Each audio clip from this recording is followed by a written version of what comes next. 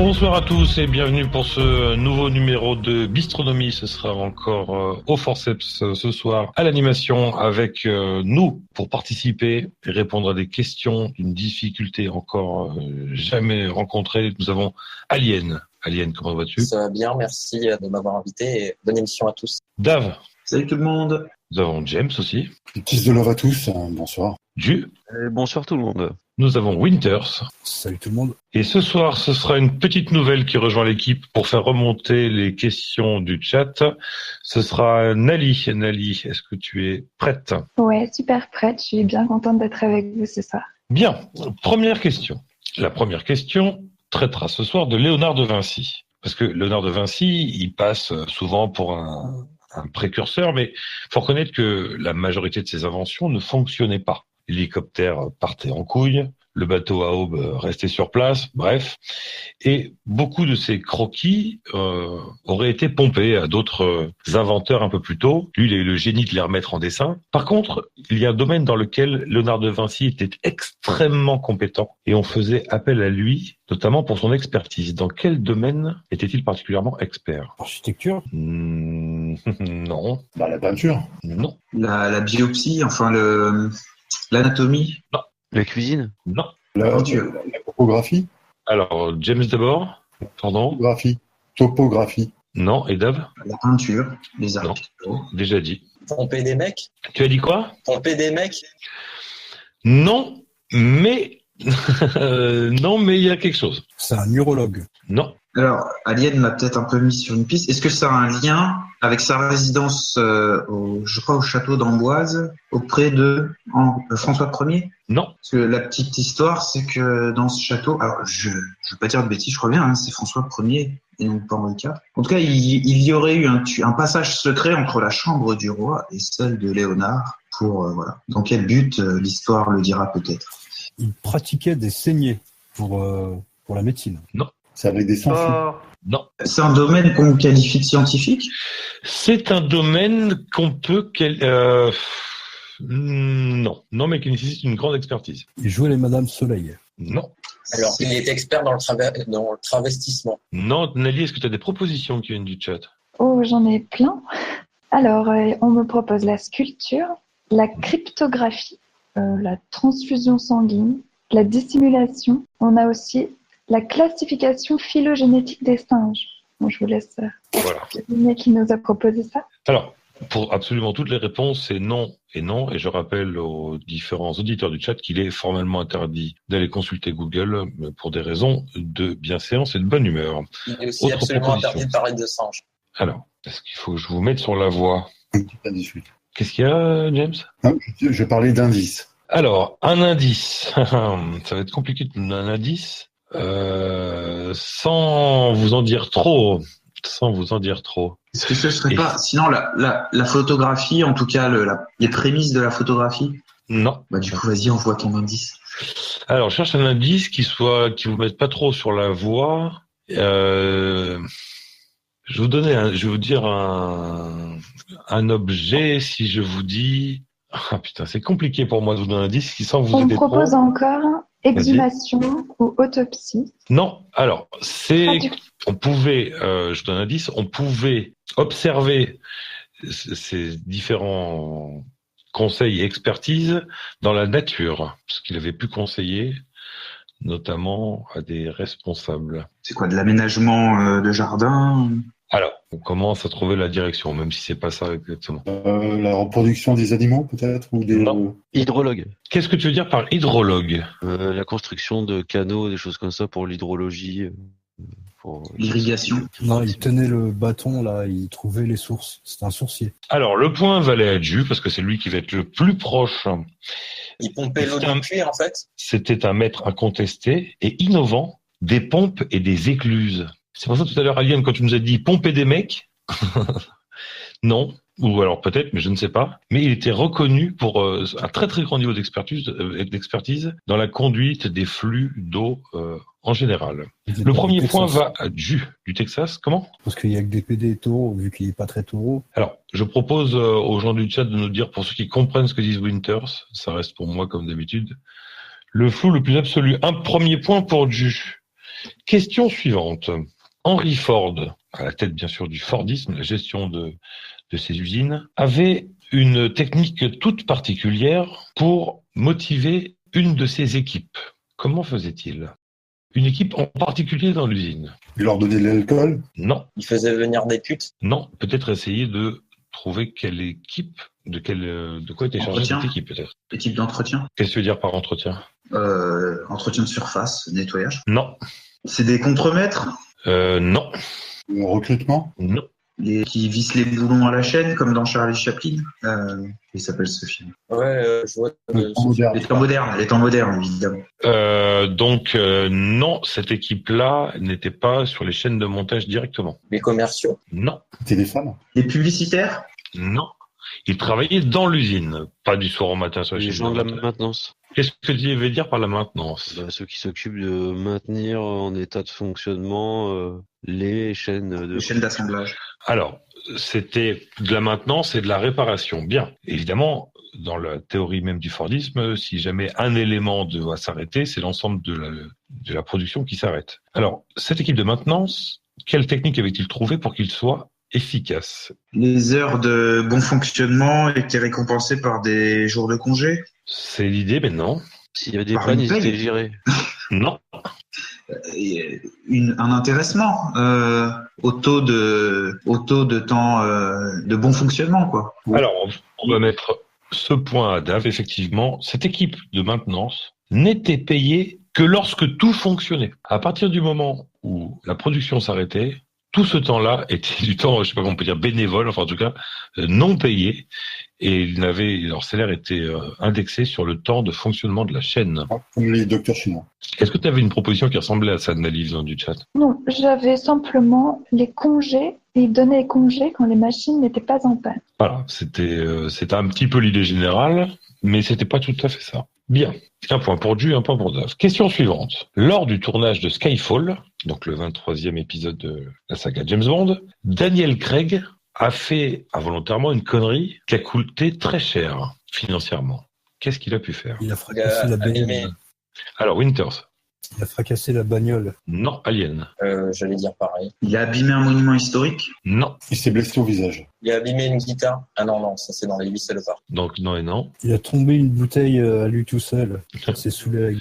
Ton quotidien, Winters, mais non. Ça coûtait très cher, mais à qui? À la maison de production? Oui. À l'assurance de la maison de production, peut-être. Non. Il a Ils ont fait dû une- refaire un tournage, alors. Ils ont dû refaire une scène. Il s'est trompé de vêtements pendant qu'il s'habillait. C'était pas raccord du tout avec la scène en cours. J'hésite à te donner le point parce que tu brûles. Mal rasé, trop rasé, pas assez rasé. Non. Un problème de raccord, là. Il y a un problème de raccord. Il a fallu retourner des scènes. Il a mis- Voilà, c'est ça. Enfin, il n'a pas fallu retourner des scènes, mais il a fallu retoucher.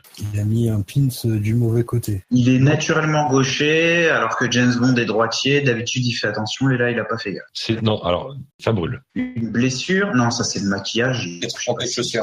Non. Bronzage, trop bronzé. Non. Il était parti à Courchevel et non. Il a mis la montre du mauvais côté. Non. Il a gardé son alliance de sa vraie vie alors que James Bond n'est pas marié. Non. Enfin, il est veuf dans la série de Daniel Craig. Il est rentré dans la mauvaise partenaire. Non. Nelly, est-ce que tu as la réponse sur le chat? La réponse, je ne sais pas. Une Il me réponse. dit pas le bon costume. Il s'est rasé les cheveux ou la barbe. Bon, après, c'était plus dans cette ligne-là. Il a mis enceinte une des actrices. Bon, pas tout le rapport. Non. Il a La teinte des cheveux, Non. des yeux. Des yeux. Non. Non plus. Une autre partie du corps. les chaussettes. C'est pas cette partie-là du corps. Bah, les cheveux, alors. Déjà Le dit et slip. non. Les Non. lunettes. Non. Le torse, il était épilé torse-poil alors que d'habitude, un petit peu viril, il y a un petit peu de poil. Non. Tu le connais bien. Non, là, je tentais.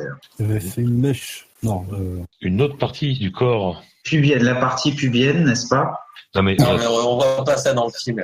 on a tous envie de baiser, mais calmez-vous avec la bite. Non. C'est les bras. On me propose, il s'était cassé la voix. Non, c'est une partie visible ferme. extérieure. Ah, bah, il reste plus que les jambes, hein. Non, il reste pas plus que les jambes. un problème aux ongles. Les bras, un tatouage. Il s'est fait tatouer entre-temps. Alors, tu brûles avec les ongles, Winters.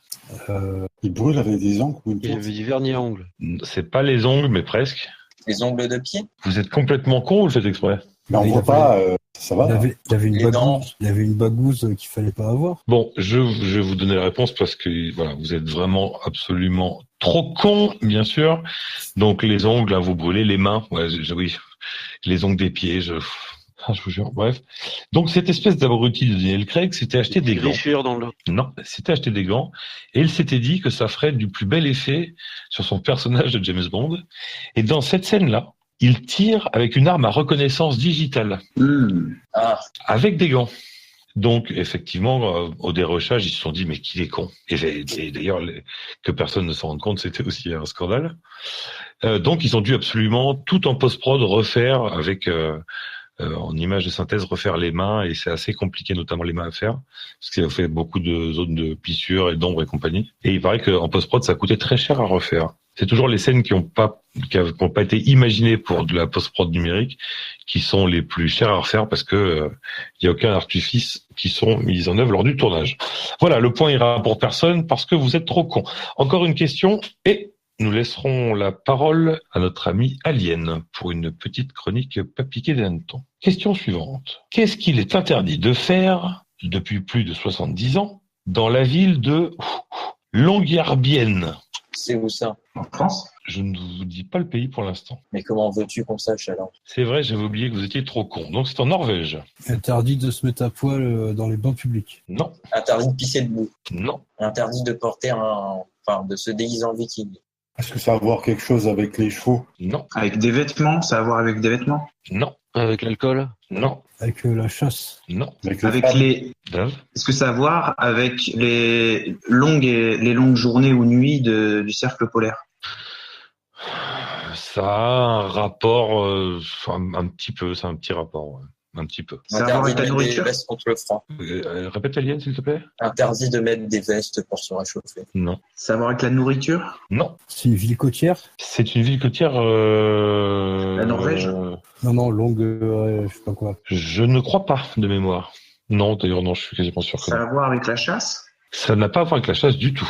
La reproduction? Non. Est-ce que ça a à voir avec les conditions météorologiques? Non.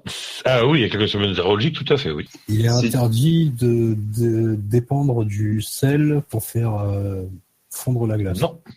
Nelly, est-ce que tu as des propositions? Alors, il est interdit de rire dehors, interdit de travailler en pleine nuit, de nager en pleine nuit, interdit de mourir, car il n'y a plus de place au cimetière, interdit d'être catholique, interdit de se marier avec un singe, interdit d'être ivre, ou encore de dire du mal des juifs. Qui est-ce qui a proposé il est interdit de mourir parce qu'il n'y a plus de place au cimetière? C'est Neko. C'est Eleko?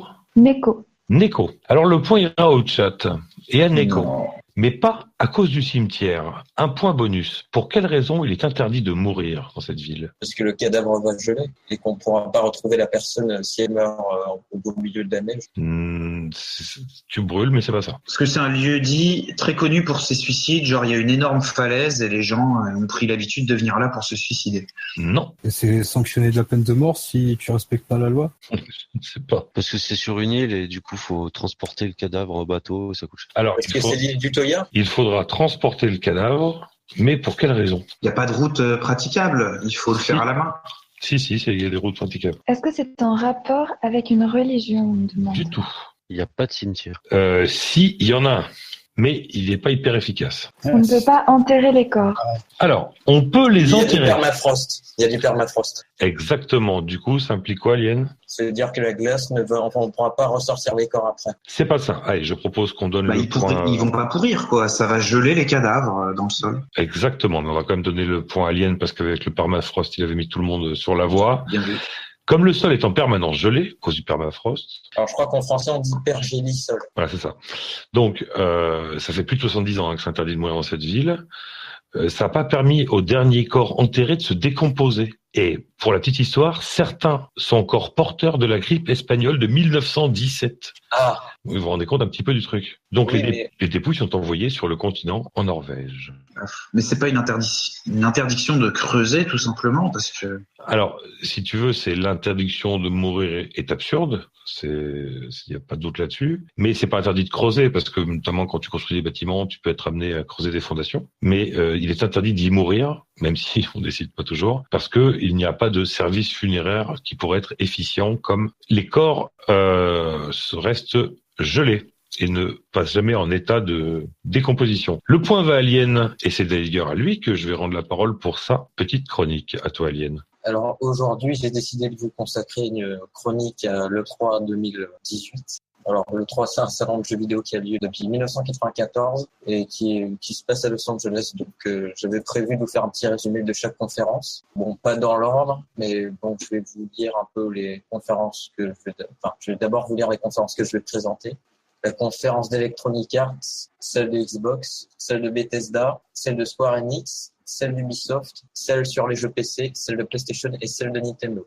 Alors d'abord, pour la conférence Square Enix, on a eu droit à un trailer du prochain Tomb Raider, Shadow of the Tomb Raider. Bon, c'est un peu, depuis le dernier Tomb Raider en 2013, c'est un peu toujours le même truc, mais voilà, bon, il n'y a pas vraiment d'innovation. Ensuite, ils ont présenté Kingdom Hearts 3, le célèbre jeu de rôle japonais où ça mélange des personnages de JRPG et Disney. Ensuite, ils ont présenté Just Cause 4, qui est un jeu de sandbox, c'est-à-dire qu'on peut faire un peu tout ce qu'on veut, détruire un tas de trucs. Donc après, il y a eu la conférence d'EA, où ils nous ont présenté leur célèbre Battlefield 5, leur jeu sur la Seconde Guerre mondiale où il y a des femmes au combat, très très réaliste, quoi. Un jeu Command and Conquer pour les connaisseurs, avec la célèbre musique du bruit des bottes. Sauf que ce sera sur mobile. Un nouveau jeu Star Wars qui est basé sur la revanche des Sith. Si je dis pas de bêtises, c'était un autre jeu Star Wars.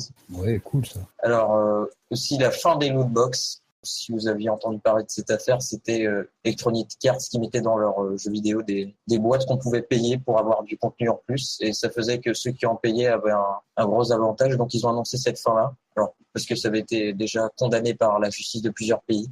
Alors pour la conférence Xbox, il y a eu un nouveau Halo, un reboot de la série, qui sera sans doute en open world. On a eu un trailer mais pas de gameplay. On a eu la suite du jeu Ori and the Blind Forest, qui était un jeu avec une magnifique DA, qui était un peu sur un univers poétique. Là, c'est la suite, qui a l'air toujours aussi bien que le jeu précédent. On a eu le trailer de Fallout 76 qui a engrangé beaucoup d'attentes de la part des joueurs des précédents opus. Il y a eu Metro Exodus, qui est un jeu basé sur la série de romans Metro de Dimitri Glukhovsky, qui parle d'un monde post-apocalyptique suite à une guerre nucléaire et qui qui raconte l'histoire de survivants qui se sont réfugiés dans le métro de Moscou. Pour la conférence Bethesda, il y a eu la présentation de divers jeux, dont Rage 2, qui est la suite d'un jeu post-apo sur un univers stylé Mad Max, où il y a des courses et un peu de bordel. Un nouveau Doom aussi, qui fait suite à celui sorti en 2016. Bon, il n'y a pas eu vraiment de nouvelles sur le jeu. Un nouvel Elder Scrolls 6, on n'a rien eu, on a juste eu quelques images. Et bon, il est possible de précommander le Fallout 76, j'avais oublié de le dire. Alors pour la conférence d'Ubisoft, on a eu, comme d'habitude, les jeux qui répètent chaque année, Just Dance 2019 en premier. Puis après beaucoup d'attentes, on a pu avoir Beyond Good and Evil 2, il y a eu un joli trailer où on montrait un peu l'histoire. Il sortira uniquement sur Nintendo Switch. Ils ont aussi parlé de The Division 2 qui fait suite au premier sorti en 2015, je crois. Bon, c'est un peu le même truc, j'ai vu le trailer. C'est un peu le même truc, mais avec un nouveau moteur. Ils ont aussi annoncé un nouvel Assassin's Creed qui se passe dans un univers inspiré de la Grèce antique et où on pourra jouer, je crois, des Spartiates. Et on pourra choisir entre jouer un homme et une femme. Cela incidera sur comment le jeu évoluera. On a pu aussi ils ont présenté The Last of Us Partie 2, qui est la suite de leur jeu qui était très apprécié sur les zombies. On a pu voir juste un trailer. On a pu voir un trailer et du gameplay qui est similaire au premier, mais avec bien sûr des graphismes améliorés. Bon, ils ont présenté aussi des nouveaux Call of Duty, comme d'habitude, des jeux qui sortent chaque année. Alors, ils ont aussi montré un remake de Resident Evil 2 qui sortira le 25 janvier. Oh putain, mais ils ressortent les trucs de Naftaline. Ouais, bon, c'est un peu, il y a beaucoup de réchauffé. Hein. Ils ont aussi montré un peu plus sur le jeu Death Stranding d'Hideo Kojima, dont on avait vu déjà quelques images, un trailer avec Norman Reedus, celui qui joue Glenn. Glenn Non, c'est pas Glenn, Daryl. Daryl dans Walking Dead. Voilà, on a pu voir un peu plus. Bon, c'est toujours aussi énigmatique, mais ça donne envie de voir la suite. Ils ont aussi pu présenter un petit trailer pour Hitman 2. Pour la conférence PC, ils ont montré des images de la prochaine saison du jeu The Walking Dead. Aussi un autre trailer du jeu The Walking Dead Overkill, qui sera un FPS coopératif sur l'univers de Walking Dead. Bon, on n'a eu aucun gameplay pour l'instant, juste des trailers. Alors, ils ont aussi présenté beaucoup de Battle Royale, vu comment c'est la mode. Hein. Les mecs pensent à se faire du blé. On a eu aussi l'annonce d'une extension, mais on n'en sait pas plus. Et la sortie des jeux Sega Yakuza 0 et Yakuza Kiwami sur PC. Aussi, on a pu voir de nouveaux jeux de gestion, le retour de jeux de gestion comme Two Point Hospital, qui, on va pas se le mentir, ressemble beaucoup à Thème Hospital, le jeu où on pouvait gérer un hôpital sur PC. Et en dernier lieu, le jeu Anno 1800, un jeu d'Ubisoft qui sera consacré à la révolution industrielle. Et en dernier lieu, il y a eu la conférence Nintendo où il n'y a pas eu grand-chose, à part 25 minutes de Smash Bros. Enfin, voilà, c'était tout et merci de m'avoir écouté. Merci, Alien. Merci. Merci. Alien, pour ce retour sur cette E3. Qui c'est qui peut me dire comment on pourrait traduire E3? Alors, c'est Electronic Entertainment Expo, donc expo sur le divertissement électronique, donc EDE. Merci. Très bien. Question suivante. Où sont mes questions? Viens ici, toi. Merci. Question suivante. Dans sa jeunesse, l'écrivain russe Fyodor Dostoïevski était un révolutionnaire. Et c'est pour ça qu'il a subi une torture bien particulière. Enfin, c'est parce qu'il était révolutionnaire qu'il a été torturé. Quelle torture a-t-il subi, Dostoïevski? Il a été envoyé au bagne Sibérie? Non. Il a été obligé d'écouter Joule? Non, ça c'est vraiment une nuance. Ça a à voir avec la manière dont il devait traiter sa famille? Non. Ça a à voir avec ses ongles? Parce que c'est une torture physique. C'est pas une torture physique, ça n'a rien à voir avec ses ongles. Ça a à voir avec une rééducation? On l'a rééduqué? Non. Il a dû lire des ouvrages précis? Non. Il devait assister à quelque chose? Il a dû, oui, assister à quelque chose, oui.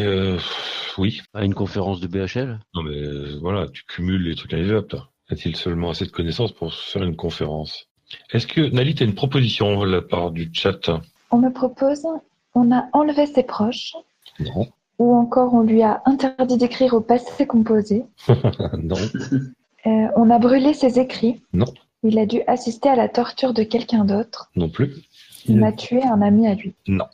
Il a dû faire son service militaire. Non. On l'a forcé à faire un travail? Il a mangé la Warmer? Il a pas mangé la Warmer et on l'a pas forcé à faire un travail. Il a dû être dans l'obligation d'enseigner de la littérature à... Non, on l'a pas forcé à faire un travail, pardon. Donc non. C'est de la torture. Ah oui, clairement, c'est un acte de torture, oui. On l'a empêché de dormir? Non. Même si après avoir vécu ça, il a dû mal dormir à un moment, oui. On l'a obligé à regarder l'Eurovision? Non. Il a vécu le simulacre d'exécution. Qu'est-ce que c'est comme torture? Avec 2 autres personnes, il a été cagoulé 20 minutes sur le peloton d'exécution. C'est-à-dire qu'il y a eu un jugement, il a été amené sur la place d'honneur pour être exécuté, on a lu sa sentence, il a été cagoulé, ils ont attendu 20 minutes, au bout de 20 minutes, ils ont enlevé la cagoule et ils ont dit finalement vous êtes gracié. Il faut savoir qu'une personne sur 2 qui vit ce type de torture-là devient cinglée. Et ce qui est particulier avec Dostoïevski, c'est qu'il a décrit après avoir vécu ce moment comme une résurrection. Le point ira donc à personne, bande de vilains incultes. Nali, t'es pas, c'est la réponse qui serait survenue comme ça brièvement. Aslam réclame son demi-point parce qu'il avait proposé condamné à la pandémie. D'accord. Alors, c'est à peu près rien à voir dans le sens où... Exactement. Voilà. Mais Aslan, t'as le droit de demander. Hein. C'est gratoche. Question suivante. Hermann Göring, ministre de l'air de l'Allemagne. La liste va se... Calme-toi, Alien. Durant la Seconde Guerre mondiale, fut condamné à mort en 1946 au procès de Nuremberg. Mais comme vous le savez peut-être, il s'est suicidé la nuit précédant son exécution. Est-ce que quelqu'un sait comment il s'est suicidé? Avec cyanure. Du cyanure, très bien. Capsule de cyanure. Voilà. Par contre, est-ce que vous savez qui c'est qui lui a fourni le cyanure? C'est pas son avocat? Non, je vais vous donner la réponse. C'est un GI américain. Mais ce qu'on a appris 60 ans plus tard, c'est pourquoi ce GI américain lui a donné cette capsule de cyanure qu'il avait cachée dans un stylo. Parce qu'il était juif et il voulait sa mort. Non, Parce qu'en échange, il récupérait des formules magiques. Déjà, c'est parce que Göring lui a demandé. non. Donc Parce que c'était pas un marché. Il n'était pas un marché avec Göring. c'est parce que justement, c'était la mission du GI de trouver une solution pour assassiner le type. Et il lui a monté un beau bar et du coup, il lui a proposé de se suicider. Alors, Göring a pris, alors c'est pas ça, Winters, pourquoi pas, ça aurait pu. Göring a pris sciemment la capsule de cyanure, mais je reformule, qu'est-ce qui a poussé le GI à donner cette capsule de cyanure à Göring et donc de ne pas être exécuté de la manière la Il était plus... sympathisant du parti nazi américain. Non. Il lui a Nelly, fait est-ce que croire, il lui a Vas-y, fait pardon, croire ouais. que c'était de la pervitine. Non, Nelly, est-ce que tu as des réponses émanant du chat? Alors, Sympathique Boy nous propose Göring était populaire et la population risquait de mal vivre son exécution. Non. Parce qu'en échange, il a eu des accès à des infos importantes que le GI a pu ramener à la maison ensuite. Non. Parce qu'il a essayé de le retourner en faveur des Américains. Il a vu que ça marcherait pas et donc il a abandonné en lui donnant. Non. En fait, il a vu que Göring devenait fou et il a juste laissé la capsule à disposition et Göring a pris la capsule. C'était un soldat américain d'origine indienne. Il voulait remercier Göring d'avoir fait une légion SS indienne. Non, on te remercie à chaque fois que tu essaies quelle est une de tes connaissances en histoire, Alienne, mais non. Alors, la raison qui a poussé ce GI est typiquement masculine. Et typiquement quoi? Masculine. Il voulait baiser sa femme. Non. Par sympathie. Non. Göring a baisé sa femme. Non plus. Il lui a fait croire que c'était un truc, comment on dit, là, érotisant. Là. Ah, Il a fait exprès. Le poppers. Il lui a fait croire que c'était un aphrodisiaque. James, tout de suite, quel poppers comme référence, c'est un peu dégueulasse. Non et non. Le poppers, c'est dégueulasse. Non, mais c'est quand même alors il me semble utilisé par un certain type de population et dans des pratiques sexuelles particulières. Est-ce Bref.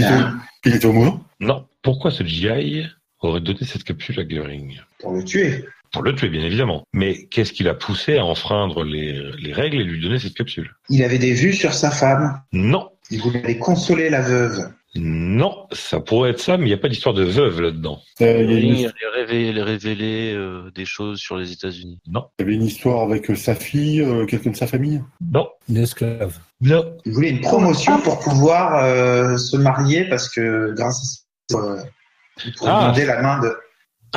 Vas-y, fini. Grâce à la promotion qu'il aurait eue dans l'armée américaine, il aurait pu enfin demander la main de sa dulcinée. Alors non, du coup. Nali, t'avais une proposition? J'avais pour impressionner une femme. Tout Qui c'est qui a dit simplement. ça? Qui c'est qui a dit ça? Alors, Une femme juive. je crois que c'était Sympathique Boy. Ah, je demande confirmation, Nali. Je veux que tu vérifies qui est-ce qui a répondu ça. Ça, c'est la bonne réponse. Il voulait impressionner une femme juive. C'était Sympathique Boy, oui. Eh bien, le point reviendra au chat. Tout simplement, pour impressionner une jeune fille allemande, sympathisante de Göring, pour dire qu'il était capable d'enfreindre les règles. La jeune fille le croyait pas. Le coup du même pas cap, vous voyez, très masculin qui marche, même pas capable de monter à l'arbre, même pas capable de manger un piment, même pas capable C'était une couille molle. de faire assassiner Göring. Et ça a fonctionné, un petit peu à T'es qu'une mauviette McFly. Et c'est la raison pour laquelle il a donné cette capsule de cyanure tout bêtement à Göring. Et il a reconnu cette raison 60 ans plus tard. Manipulé en fait par une femme. Donc, est-ce qu'il a été puni pour ça? Non, il l'a reconnu 60 ans plus tard, donc il n'a pas été puni pour ça. Non, sachant que à l'époque, ça n'a pas été, comment dire, Il n'y a pas eu d'enquête. voilà, c'était, je vous rappelle que Nuremberg, c'était assez expéditif et ça dégringolait tous les jours. Et surtout, ça crédibilisait pas le système d'internement américain. Ils passaient pour des charlots. Donc, ils ont fait... Mais alors, du coup, est-ce qu'il s'est tapé l'allemande? Je n'ai pas l'information. Je ne sais pas s'il y a eu une levrette frénétique. Je n'ai pas plus d'informations. Je peux pas t'en dire plus. Le point va au chat une fois de plus. Une dernière question avant de donner la parole à l'innommable Winters pour sa chronique éphéméride que des milliards d'êtres humains attendent toutes les 2 semaines. Qu'est-ce qu'est le Survivor Tree. L'arbre du survivant. On le traduira par l'arbre survivant si tu veux. Mais qu'est-ce que c'est que cet arbre? C'est un arbre qui a 3000 ans. Non. Plus. C'est un arbre qui donne des fruits qui font percher la gueule. Non. C'est lié à son âge? Non. C'est une C'est un- sculpture. Non. C'est un arbre qui peut ressusciter si on l'arrose après qu'il ait complètement été asséché. Indice, je vous précise, c'est pas une variété d'arbres, c'est un arbre particulier. C'est un arbre qui peut nourrir un être humain à lui tout seul en continu. C'est un arbre qui a été planté dans les camps de concentration. Non. Nelly, est-ce que tu as des propositions émanant du chat? On me propose un arbre qui a survécu à une bombe nucléaire. À Pas à, Hiroshima. pas à une bombe nucléaire. C'est en Allemagne. Non. C'est au Japon. Et non. Un arbre qui a survécu aux 2 guerres mondiales. Non. Au Mont Sainte-Hélène. Non. Un arbre qui a survécu au napalm pendant la guerre du Vietnam. C'est un arbre au Liban. Non. C'est un arbre qui a survécu une invasion de criquets. Non. Une invasion de singes bonobos. Non. Est-ce que c'est en Italie? Non. C'est pas sur ce continent-là. C'est un Si arbre c'est le américain. triomphe sur- Oui, Winters. C'est où? Amérique latine ou Amérique du Nord? J'ai trouvé. Vas-y. C'est un arbre qui servait à pendre des gens. Et au final, il y a un type qui devait être pendu et qui a été gracié à la dernière minute ou qui n'a pas été pendu parce qu'il a pu se rattraper à des branches ou quelque chose comme ça. Donc tu dis que c'est lié à quelqu'un qui aurait été pendu et qui aurait été gracié finalement, c'est ce que tu as dit? Ouais. Non, c'est absolument pas ça. Merde. On me Nelly. propose Vas-y. qui a survécu à une éruption volcanique, Non. qui survit au feu de forêt, Non. Est-ce que c'est l'arbre aussi qui a survécu à un tsunami. Non. À toi, James. Est-ce que c'est l'arbre qui est responsable de ce nom-là? Ou est-ce que c'est des êtres humains qui est attaché à cet arbre? Qu'est-ce que c'est que cette question de merde? Oh. Eh, c'est une question oui ou non. Hein. C'est une question oui ou non. Alors, je ne comprends pas cette question. Est-ce que le nom qu'on donne à cet arbre est lié à sa survie à lui ou au fait qu'il y ait des humains? Ouais, c'est pourtant simple ma question. Va voir sur le chat, Nali. On n'a pas réussi à le couper. Attends, James, pourquoi tu dis va voir sur le chat, Anneli? Tu regardes pas le chat quand même. Non, bien sûr. Mais quelle raclure finale! Tu restes sur ce Discord-là. Quel scandale! Vas-y, Dave. Est-ce que c'est parce qu'on n'a pas réussi à le couper? La hache s'est cassée ou... Non. C'est Nelly. un arbre. C'est un arbre qui renfermait des substances radioactives et du coup, personne ne pouvait l'approcher pour l'abattre. Non, Nelly, est-ce que tu as des propositions avant que je donne un indice? Un arbre sous lequel personne n'a jamais réussi à se pendre. Non. Un arbre dont les racines sont enchevêtrées avec des tombes. Non. Indice. C'est un arbre qui a vécu un incident en Amérique du Nord. Il a survécu au crash du Zeppelin. Non. On s'en sert du coup pour commémorer, c'est un lieu de recueillement, Maintenant, oui. savoir avec le 11 septembre 2001. Oui. Est-ce que c'est à Shanksville? Non. C'est un arbre planté. C'est Manhattan? Oui. Un arbre planté à Ground Zero. C'est un arbre qui se trouvait à proximité des tours et qui a été fortement endommagé, vous le savez bien, avec branches cassées, en partie brûlées, et qui a pu être soigné, replanté, rebooté. Je suis pas un spécialiste, nous demanderons ça au suivi de service. Près de 10 ans plus tard, il a été replanté à l'emplacement du 11 septembre, du mémorial du 11 septembre. C'est pas beau comme histoire, le point va à Dave, bien évidemment. Ça me qui mène. fait pleurer. Il n'est pas tombé tout droit, l'arbre. Je ne sais pas, mais je propose à tous que nous fassions une minute de silence à partir de maintenant. Merci. Très bien, je vais en Voilà, profiter. super. On s'emmerde. Bien. Après cette question chialade, nous donnons la parole à un autre être qui s'effondre régulièrement tout droit. Winters, nous exigeons tous ton éphéméride. Alors aujourd'hui, c'est le 19 juin, mais je vais vous parler du 18 juin, parce que bon, il y a 6 minutes, c'était encore l'éphéméride du jour. Du coup, aujourd'hui, le 18 juin, c'est la Saint-Léonce. Alors, Léonce, faut savoir qu'il y en a pas mal des Saint-Léonce. Donc, je vais pas parler de Léonce de Pergé, qu'on célèbre le 1er août, ni de Léonce de Nicopolis, qu'on célèbre le 10 juillet, ni de tous les autres Léonces. Non, je vais parler de Saint-Léonce de Tripoli. Donc, ce Léonce en question était un soldat phénicien qui a été engagé dans l'armée romaine, dans la faction locale du côté de Tripoli, du coup. Et il lisait et évangélisait son entourage. Et donc, il fut arrêté pour sa foi. Voilà. Il s'est déclaré chrétien et il fut mis en prison, torturé et mourut en martyr. Et donc, sa mort remonte aux environs de 304 après Jésus-Christ. Le petit dicton, mauvais temps à la Saint-Léonce, peu de fruits, beaucoup de ronces. Alors, qu'est-ce qui s'est passé, donc, un 18 juin? Alors, je commence par 18 juin 1053.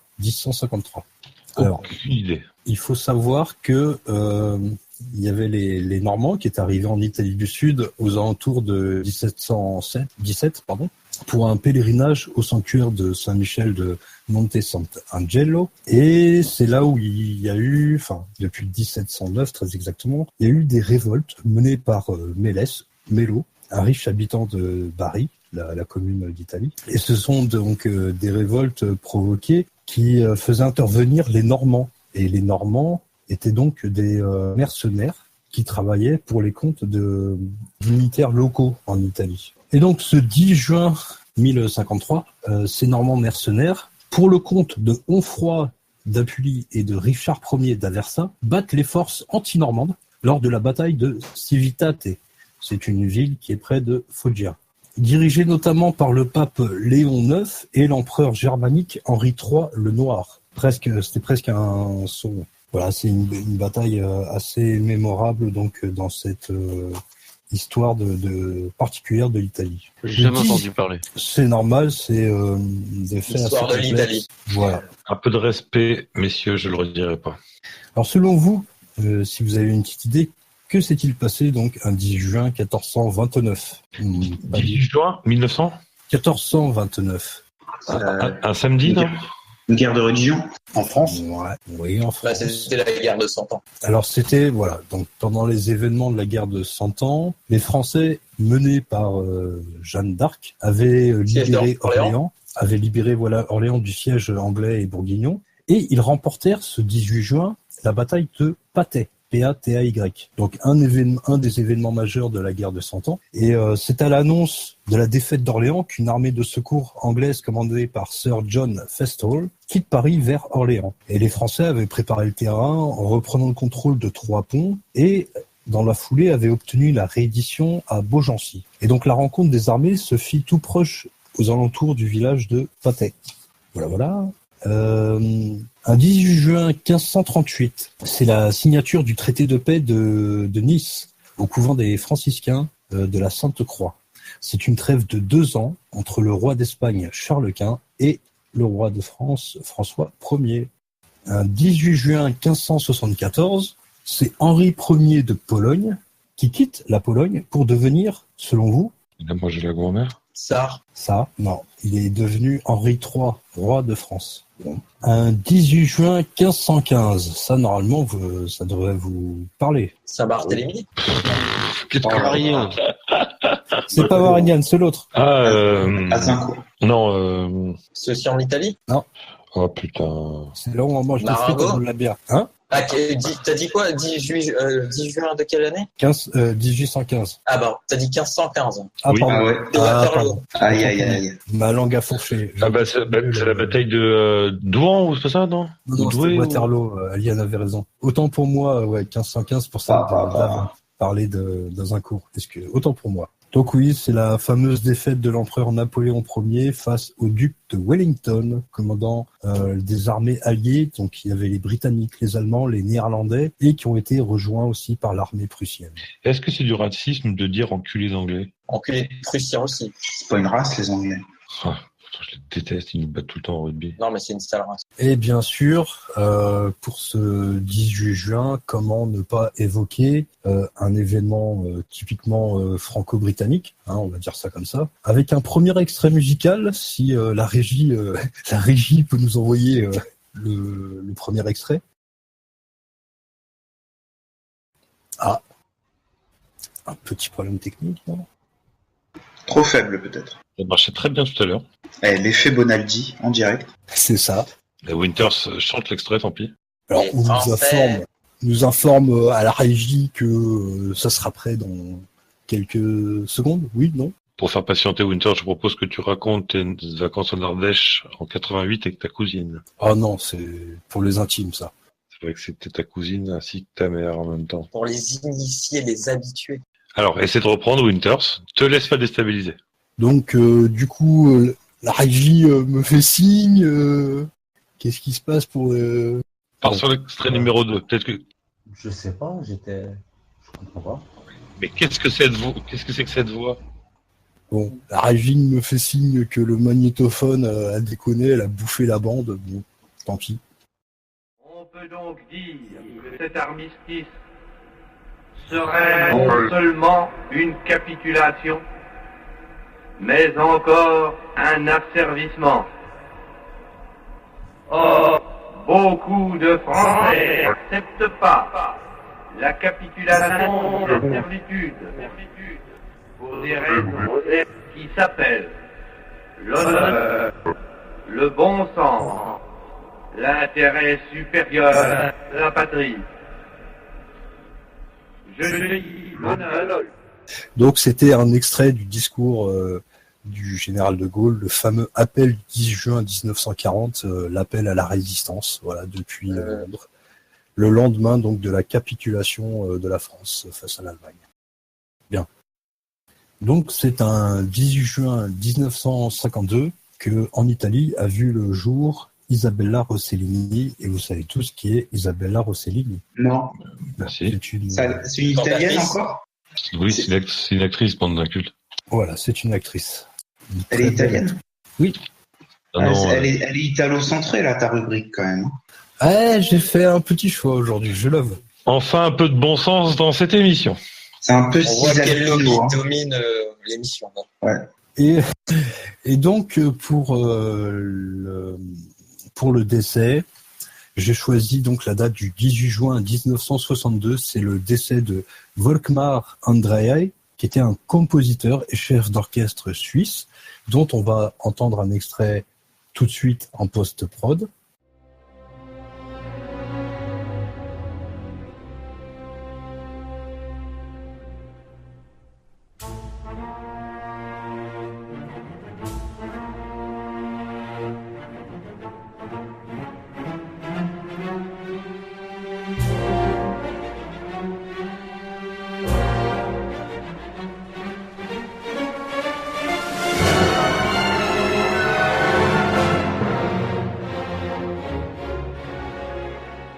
Donc voilà, c'était un petit extrait donc de la symphonie en C mineur de Volkmar Andreae, compositeur et chef d'orchestre suisse.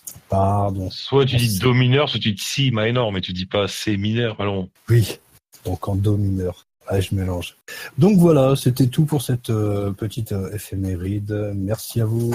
Merci Winters. Mon éphémère, c'est éphéméride. Je voudrais en profiter de ces petits soucis techniques pour féliciter notre ami, on a cité son nom ce soir, on va le reciter, Toréas, qui fait toute la post-prod de tous les bistronomies, qui à chaque fois permet à nos auditeurs d'entendre l'émission. C'est un petit tour de magie technique. Donc là, pour une fois, il a eu un petit souci. Je pense que personne lui en voudra. Voilà, on en profite de cette occasion pour le remercier pour tout ce qu'il fait pour la bonne tenue de cette émission Bistronomie, même si ce sont essentiellement des Mongoliens qui participent. Question suivante. Une question très rapide, très courte, comme j'aime bien faire de temps en temps. Je vais vous demander un chiffre. Là, mais pourquoi pas. La révolte des Taiping, qui a eu lieu entre 1851 et 1864, est une guerre civile chinoise. 30 millions de morts. Qui a été causée entre autres par la famine et la pauvreté. À votre avis, combien il y a eu de morts? 2000. 30 millions. Alors, Alien nous dit 30 millions, Dave. Non, mais c'est mort, je sais que j'ai répondu. Je suis tenté par un 83 millions. Ok. James. 6 millions, bien sûr. Oh, trop facile. 6 millions. Winters. 2000. On gardera pas ton 1. Est-ce que tu as autre chose à nous proposer? 29 millions. 29 millions. Est-ce qu'il y a des réponses qui viennent du chat, Nali? 45 millions, 300 millions, le 6 millions. 300 millions de Chinois morts sur 300 millions de Chinois. J'ai aussi 600 milliards. 600 milliards, c'est pas trop con. Ouais. Alors, en fait, je vous ai posé la question, mais c'était un petit piège.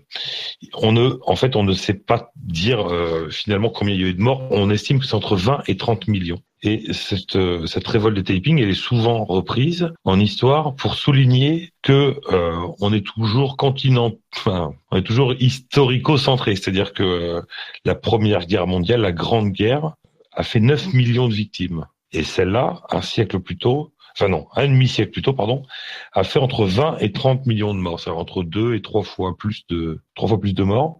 Donc pour l'anecdote, c'était donc des forces, une guerre civile entre une armée nationale contre des paysans, et les paysans se battaient avec des armes primitives.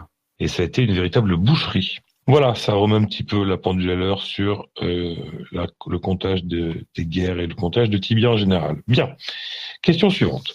J'ai un point alors, parce que j'ai dit 29 millions, je suis plus près que Alien. On ne sait pas, c'est entre 20 et 30 millions. Oui, j'ai raison. Du coup, tu as moins 1, tu as raison qu'à 0. En 2010, des chercheurs ont utilisé quelque chose pour reproduire le réseau du métro de Tokyo. Il y avait des contraintes géographiques, des contraintes de population, et donc il fallait qu'ils modélisent un système. Bah, tu vas avoir la réponse, laisse-moi finir. Qu'ont-ils utilisé pour réussir à reproduire ce réseau et à résoudre des problèmes d'infrastructure? Alors, c'est l'expérience avec du champignon, donc un réseau comment est-ce qu'on dit, micellaire? Micellaire ou mycélien, ouais. Mycélien. Donc, ils ont laissé un champignon sur une maquette en 3D du réseau de Tokyo pour observer les échanges de nutriments au sein du réseau et comme ça pouvoir faire des comparaisons avec la fluidité de déplacement, etc. Alors, c'est exactement ça. C'est un micro-organisme qui a été utilisé pour reproduire le réseau. On a induit à ce micro-organisme des contraintes qui seraient comparables aux contraintes géographiques, aux contraintes de population, de densité et compagnie. Et l'adaptation qu'a eu ces micro-organismes a été étudiée, a été tiré un algorithme extrêmement efficient pour résoudre ces problèmes. Et pour l'anecdote, cet algorithme sert aujourd'hui dans l'analyse de réseaux de transport dans de nombreux pays. Il a été entre autres utilisé avec succès pour modéliser le réseau routier en Grande-Bretagne et aux États-Unis. Le point va à Dave. Ça arrive tous les soirs. Il y a une question ou deux où on a la réponse instantanément. Félicitations à toi. En tout cas, ils l'ont pas utilisé pour la SNCF en France. Tout à fait. Enfin bon, je pense que c'est d'autres problèmes qui sont là en jeu. Question suivante, pardon. Que je dise pas de bêtises, en Finlande, pardon. Il y a un lieu qui s'appelle Onkalo, la cave. Donc c'est un endroit qui est en Finlande, comme je le disais, où il y a des milliers de tonnes de déchets radioactifs qui vont être enterrés. Ils seront mis dans une cavité qui devrait rester inviolée 100 000 ans. Ça sera terminé en 2020, donc ce sera 450 mètres de profondeur et longue de 5 km. À votre avis, quel est le défi principal qui va devoir être relevé? Ouais, la ventilation. Alors, je cherche pas un défi technique, je cherche un défi qu'on va devoir relever dans le temps. L'aération. Non, une proposition. Alors moi j'en ai une. Le défi relevé, c'est celui de savoir comment est-ce que dans 100 000 ans, les gens qui tomberont sur cette installation comprendront qu'il faut pas creuser parce que c'est dangereux pour la santé. Exactement. Allez, disons, Dave, ce soir, marche sur l'eau, change le vin en eau. Incroyable. En fait, des chercheurs ont planché là-dessus. Pour eux, le principal souci, hormis un souci technique, on va dire structurel, c'est d'imaginer une stratégie pour qu'il n'y ait jamais personne qui fasse des fouilles, qui souhaite explorer le lieu au bout de 100 000 ans. Parce que, imaginons, déjà, on a du mal à se représenter dans 500 ans. Alors, dans 1000 ans, voilà, on est d'accord. Alors, dans 100 000 ans, est-ce qu'un panneau suffira? Est-ce qu'un panneau qu'on a vu toute une vie, on se demande pas vraiment si ça évoque du danger? Est-ce que les gens comprendront encore la langue? Je dirais, on y met une pyramide dessus. Voilà. Donc, 4 points, c'est ça, Davin? Nali, est-ce qu'il y a eu des propositions dans du chat? Et oui, la bonne réponse avait été donnée par Pong. Ah, félicitations à toi, Pong. Je rappelle la règle, la priorité revient toujours aux bistronomes, qui ferraillent pour essayer de trouver les bonnes réponses. Nous faisons appel au chat si ceux-ci sèchent, et comme ils sèchent généralement sur la majorité des questions. Question suivante. Lors d'un combat pour le titre de champion du monde, le boxeur Emile Griffiths est devenu fou. Enfin, comme fou, durant le 12e round. Il a asséné à son adversaire 17 coups en 5 secondes. Donc, l'autre est tombé KO. Il est resté 10 jours dans le coma avant de décéder. Béni Parrett. Pour quelle raison Émile Griffiths est-il devenu comme fou? Parce que Le mec lui a a baisé dit, sa femme. Non. Il a mangé la grand-mère? Je regarde mes notes. Non, il n'a pas mangé de la gourmand. il avait pris des stupéfiants, cocaïne, ecstasy, tout ce que tu veux. Non. On lui a révélé quelque chose quand il était sur le ring. Oui. Alors, non, c'est pas vrai. On ne lui a pas révélé quelque chose. Il lui a fait croire. Non plus. Il a vu un tatouage qu'il n'avait pas vu sur le corps sur l'autre box, sur son adversaire. Non. Il s'est souvenu de quelque chose. Non. Il a vu quelqu'un soutenir son adversaire dans le public. Non. Donc c'est quelque chose qu'il a compris pendant le combat. Quelque chose que son adversaire lui a dit. Nelly, est-ce que tu as une proposition qui vient du chat? Alors, son adversaire a insulté sa femme. Non. Son adversaire était un singe. Non, sympathique boy. Son adversaire lui a dit avec Miley, bonne baise. Petite référence à l'excellent kickboxing avec Jean-Claude Van Damme. Ça a déclenché une envie de vengeance chez... Oui. Il a Enfin, appris que son adversaire était dans des forces armées qui ont été responsables de la mort de ses grands-parents. Non. Il a appris que le mec était au KKK et c'était un noir. Non. Donc Il son lui a adversaire. dit ton enfant est le mien. Non. Il lui a dit quelque chose, mais quoi? Il lui a dit C'était que s'il sa mère gagnait. suce des bites d'éléphant. Non. Il lui a dit que quelque chose allait se passer s'il y a... Non. Est-ce qu'il lui a raconté un crack ou est-ce qu'il lui a raconté un crack? Non. Il l'a insulté. Oui. Il l'a insulté de putain de communiste. Non. consanguin. Non, il ne venait pas de Dunkerque. Il l'a traité de singe. Non, sympathique boy, calme-toi. Il a dit que c'était une petite bite. Petit zizi. Non. Il a Insulte dit- en un mot. Ah, parce que j'avais je te respecte pas. Donc, je veux ce mot. Gay. Yeah. Qui a parlé là? Alien, je l'ai dit avant aussi. En même temps qui? Il n'y a pas quelqu'un qui parle en même temps que toi? Winters. Alors, franchement, moi j'ai entendu, et c'est assez rare pour le signaler, les deux exactement en même temps. Mais je l'avais dit avant aussi. Il l'a dit un peu avant aussi. Il répétait à Galmar. Ah, mais je l'avais pas entendu, je suis désolé. Le chat peut témoigner. Donc, tu invoques le chat. Donc, le point va à Winters. Bravo à toi, Oh là Winters. là, putain.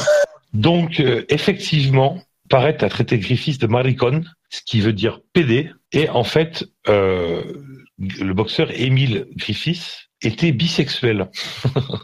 Je dois Attends, quoi? le- C'est un hispanique qui lui a parlé, en fait. Son adversaire était hispanique, ouais. Et donc, il lui a dit PD, tout simplement. Il était bisexuel. Il est devenu comme fou. Et pour l'anecdote, l'arbitre fut suspendu parce que les autorités lui reprochant de ne pas être intervenu.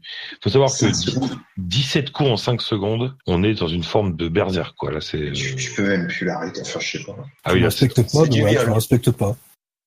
voilà, c'est un peu ça. Là, oui, il y a quelque chose de l'éducation faciale, quoi. C'est extrêmement intense. Bravo pour ce point, Winters. Est-ce que tu avais la bonne réponse, Nali, qui était survenue sur la fin? Oui, Sympathic Boy a eu un éclair de génie. Il a dit que c'était un singe gay. Il a été inspiré sur le PD. D'accord. Donc, voilà, je ne veux pas revenir sur. Bref, bon, très bien. Le point va pour Winters. Question suivante. L'ornithorynque, déjà, c'est on peut le classifier dans quel type? Mammifère. C'est un mammifère, très bien. Comment nourrit-il ses petits? Régurgitation comme les oiseaux. Non. Le mammifère, ça veut dire qu'il allait. Il a des tétines. Alors non. C'est ça qui est assez incroyable. C'est Déjà, il que ovipare, hein. c'est entre tétine et mamelle. Non, il a une particularité dans ce domaine-là, l'ornithorynque, justement. Il utilise sa queue. Il prémâche. Non. Il chasse pour eux et il leur laisse manger sans altérer la bouffe. Non. Mais déjà, Il qu'est-ce est que nu. ça mange? Il est nourri avec du lait. Du lait d'un autre animal, alors. Non, le sien. Il vomit le lait. C'est le mâle qui a des tétines. Non. Il les griffe et dans ses griffes, il y a du lait. Il pisse le lait. Non. Nelly, est-ce que tu as la bonne réponse venant du chat? Alors, Nico nous propose, c'est sa peau qui suinte du lait et le bébé lèche la peau. Exactement. Alors, c'est pas tout à fait la peau. C'est des semblants de tétines qui sont, comment dire, c'est moins ciblé que sur les mammifères classiques, mais c'est des zones un petit peu mammaires, je sais pas si on pourrait dire ça, je ne sais pas, qui suintent du pot et les petits lèchent les poils de leur mère et c'est ainsi qu'ils se nourrissent de leur lait. Qui est-ce qui a trouvé la bonne réponse? Nico encore. Félicitations à toi, Neko, qui fait briller une fois de plus le chat. Messieurs, il va falloir vous réveiller, le chat est en effervescence. Oh, je vois que l'heure file.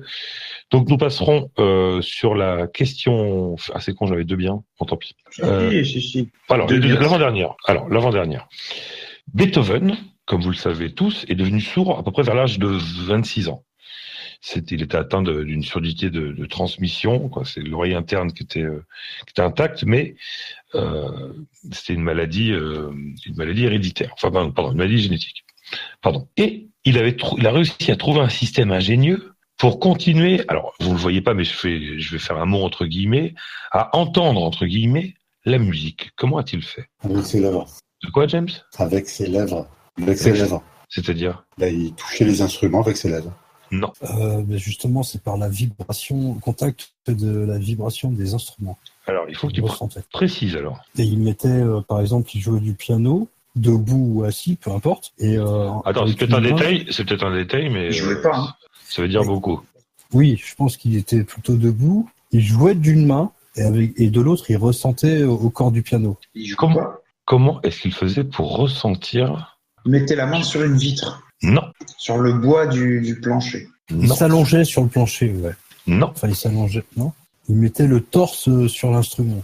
Non. Il ouvrait grand la bouche pour ressentir la pression d'air avec finesse. Non. James, c'était pas si loin tout à l'heure, c'était pas si con. Même si c'était pas ça, il y avait quelque chose de ce ordre-là. C'était quoi Pas si con, il est un peu de trop, non? Et du coup, c'était quoi, James? Je disais avec ses lèvres. C'est pas les lèvres, mais c'est pas si con. Les doigts? Non, c'est pas avec sa bite, non. Avec ses testicules. Non. Sympathique Boy qui nous propose « Il mordait le bord du piano ». Il mordait le bord du piano. Est-ce que je peux accepter ça? Avec les dents, très clairement, Alors, je vais vous donner les dents sur... Je vais donner le point au chat, même si c'est pas tout à fait ça. Non. Il serrait une baguette en bois entre les dents qu'il appuyait sur la caisse du piano. Et en fait, il entendait les sons par transmission osseuse. Une technique qui est actuellement utilisée notamment pour traiter des cas de surdité lourds, avec des machines qui font circuler du son par transmission osseuse. On peut même passer des coups de fil. Voilà, on peut même passer des coups de fil ou des oreillettes New Generation. La vibration sur les os envoie un signal à l'oreille interne. Je propose qu'on donne le point à notre amoureux habituel des singes. Sympathique Boy est donc au chat. Allez, la question à $1 milliard. Celui qui trouve est champion d'Europe du monde de... C'est vrai.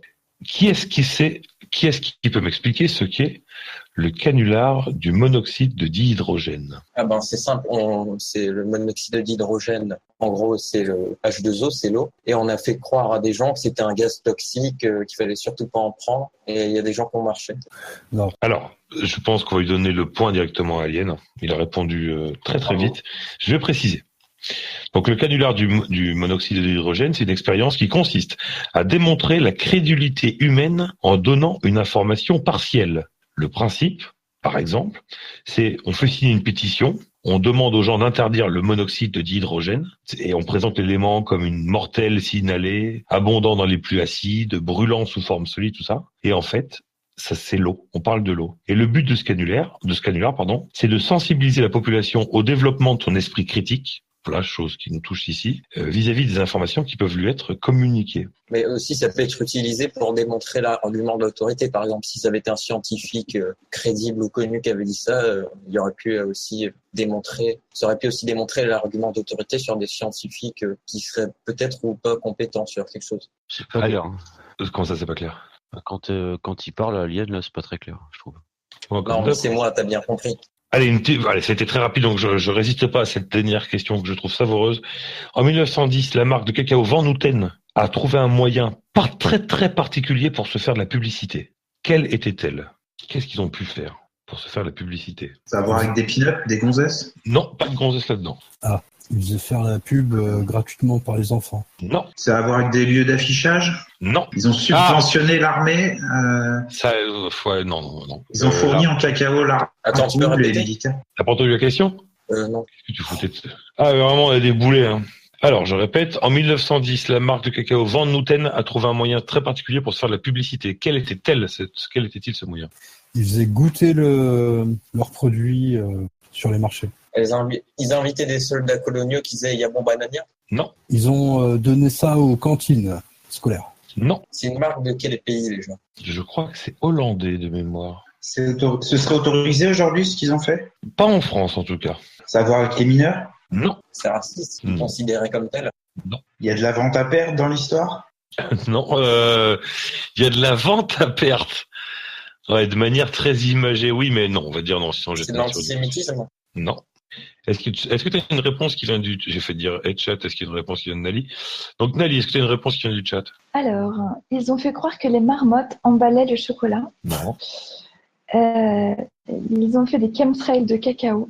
Non. Ils ont mis de la nicotine dedans, de la cocaïne, de l'héroïne. Non.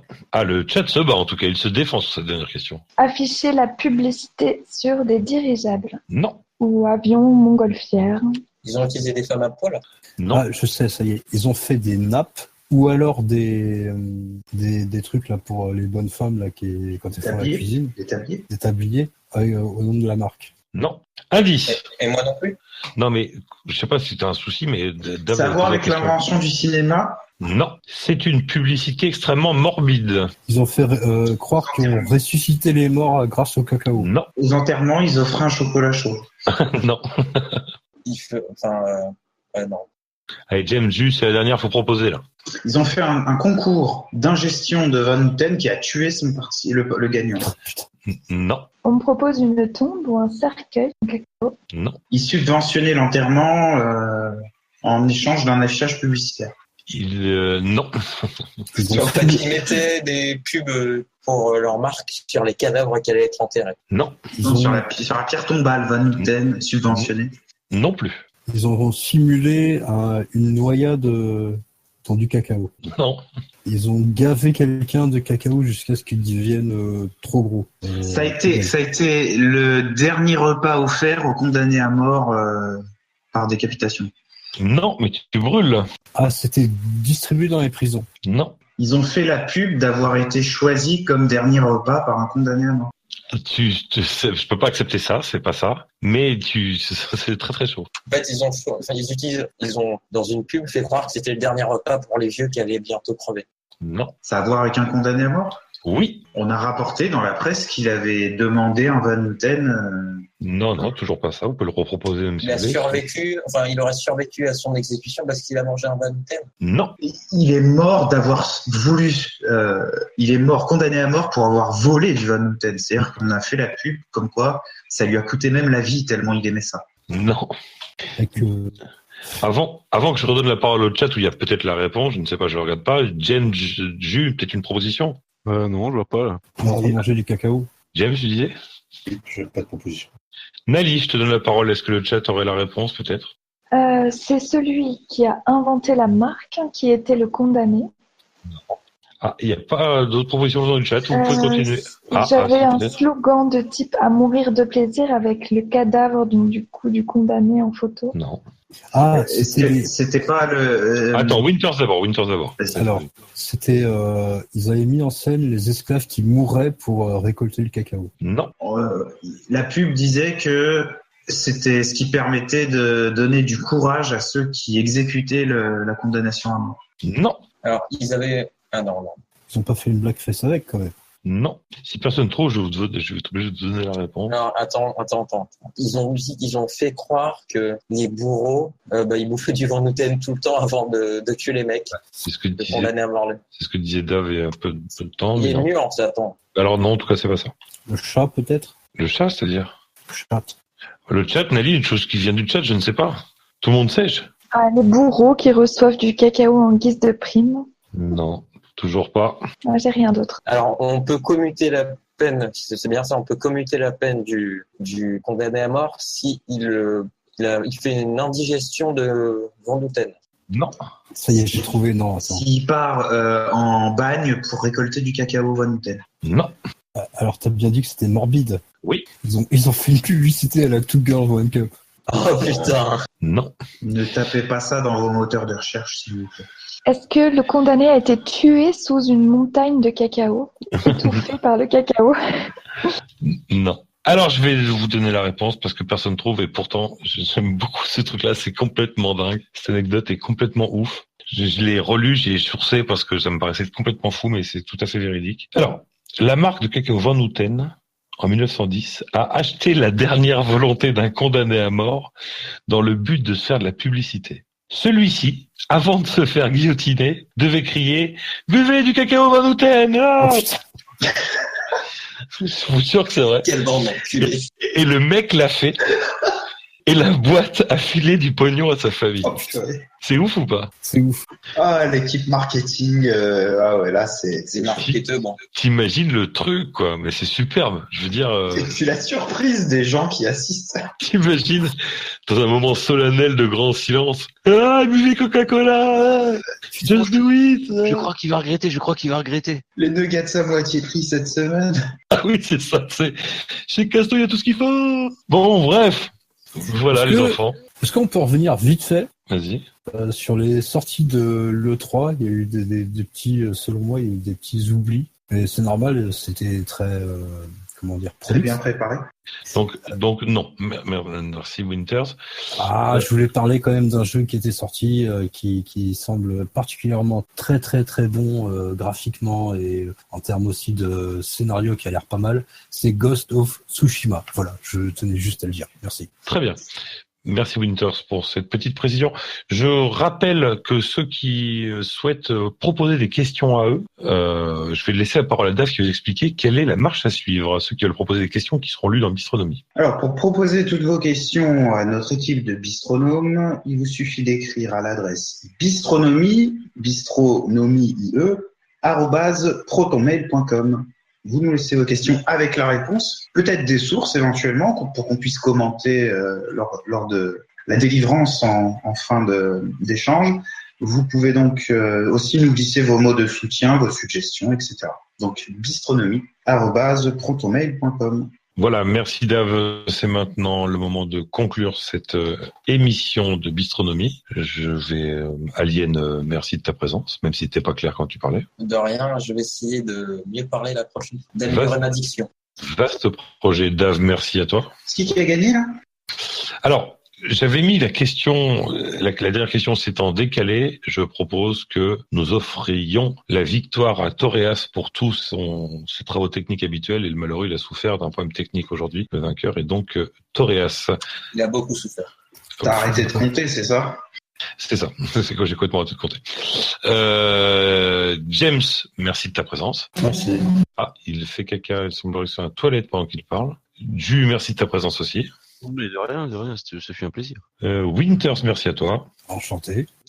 Et Nali, félicitations pour ta première, tu t'en es très bien sorti, tu as très peu gloussé. Je vous souhaite à tous... Merci. Ah si, elle reglousse quand même. Je vous dis à tous merci, et on se revoit dans 2 semaines pour le prochain Bistronomie. Merci à tous. À plus. On peut donc dire que cet armistice serait non seulement une capitulation, mais encore un asservissement. Or, beaucoup de Français n'acceptent pas la capitulation de la servitude. Ça s'appelle l'honneur, le bon sens, l'intérêt supérieur de la patrie. Je le dis, monologue.